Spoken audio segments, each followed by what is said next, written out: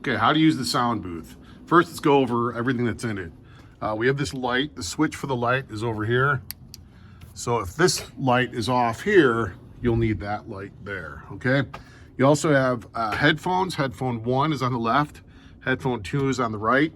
Microphone 1 is on the left. Microphone 2 is on the right, okay?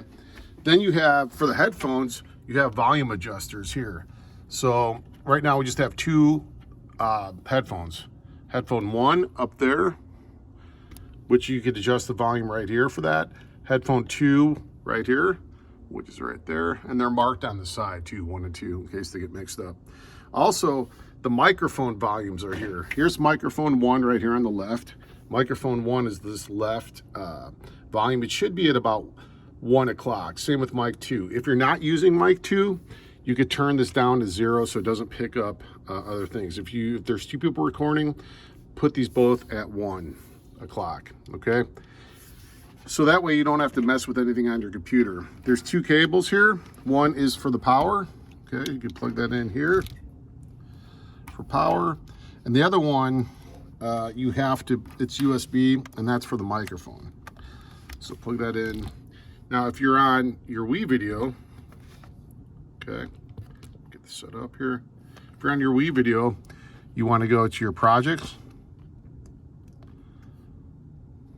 okay, and you want to go to narrate right there.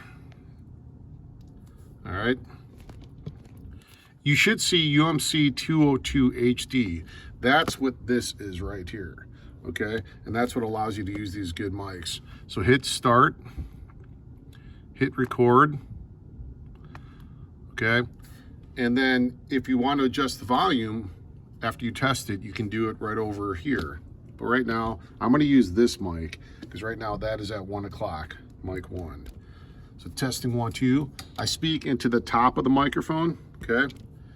Testing 1, 2, testing 1, 2. You could stop it if you want to hear it. Oh, I did not switch. So you do have to switch the settings. Go to the timer, go to the speaker, the right arrow here.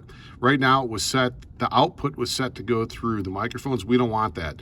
We want the output to be set to go through the speaker. So now that I changed the output to speaker, I can listen back and should go through the...